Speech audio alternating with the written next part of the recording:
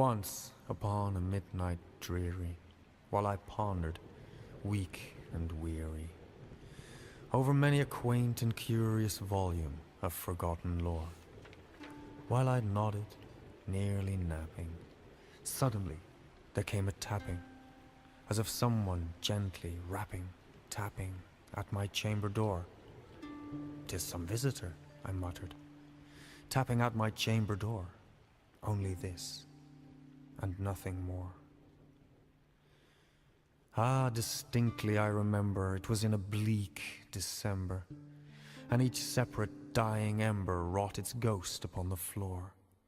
Eagerly I wished the morrow, vainly I had sought to borrow from my books surcease of sorrow, sorrow for the lost Lenore, for the rare and radiant maiden whom the angels name Lenore, nameless here forevermore.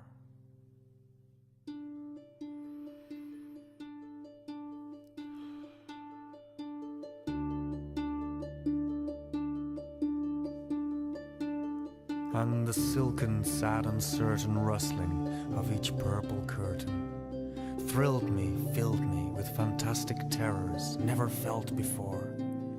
Presently, to still the beating of my heart, I stood repeating, "'Tis some visitor entreating entrance at my chamber door.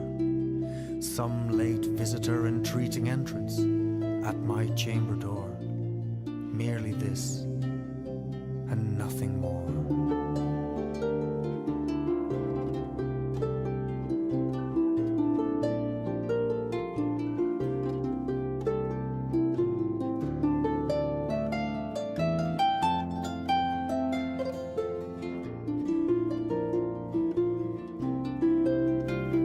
Out into the darkness peering long, I stood there wandering, fearing, doubting, dreaming dreams no mortal ever dared to dream before.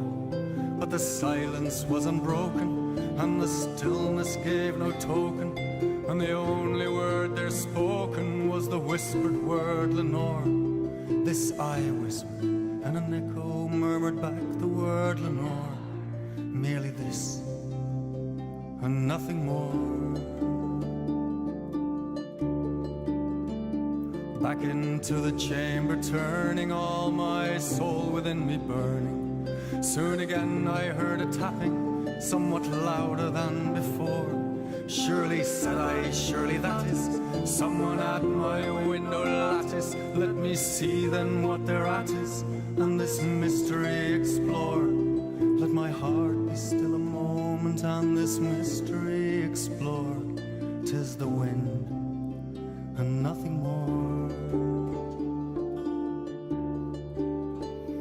Open wide I flung the shutter, when with many a flirt and flutter in there stepped a stately raven of the saintly days of yore.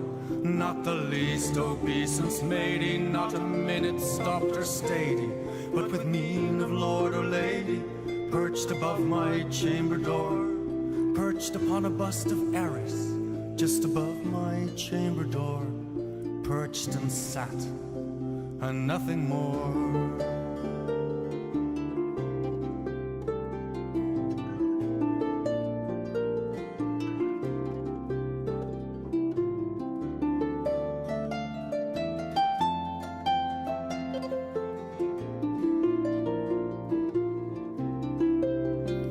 Soon that ebony bird beguiling my sad fancy into smiling, by the grave and stern decorum of the countenance it wore.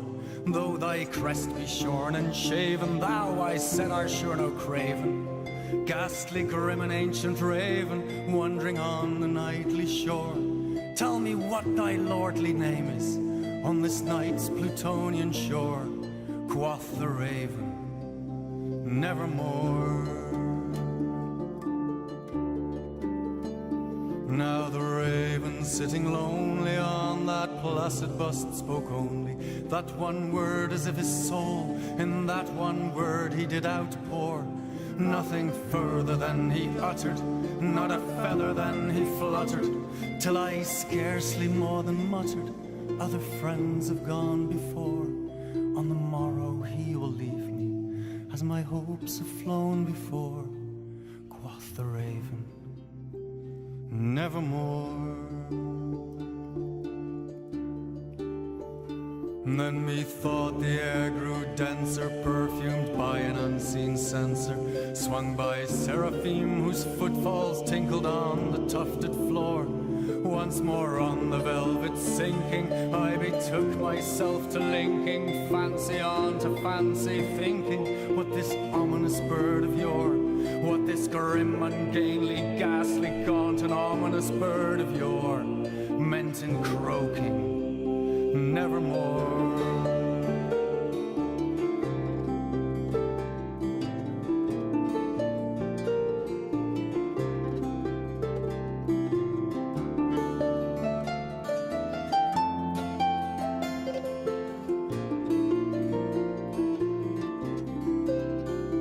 Prophets said I a thing of evil, prophets still if bird or devil, whether tempter sent or whether tempests tossed the air ashore. Desolate yet all undaunted on this desert island, chanted on this home by horror haunted, tell me truly I implore, is there balm in Gilead? Tell me I implore, quoth the raven, nevermore. Prophets said I a thing of evil, prophets still if bird or devil, by that heaven stretched above us, by that God we both adore. Tell this soul with sorrow laden, if within the distant Aidenn it shall clasp a sainted maiden, whom the angels name Lenore. Clasp her air and radiant maiden, whom the angels name Lenore. Quoth the raven, nevermore. Be that word our sign in parting, bird or fiend, I shrieked upstarting.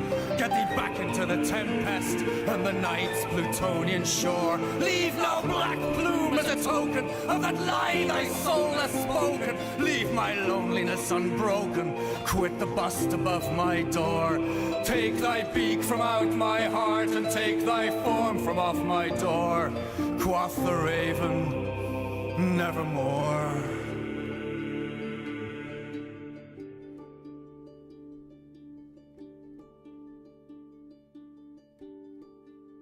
Now the raven, never flitting, still is sitting on the path bust of Eris, just above my chamber door, and his eyes of all the seeming of a demon's that is dreaming, and the lamplight o'er him streaming throws his shadow on the floor, and my soul from out that shadow that lies floating on the floor will be lifted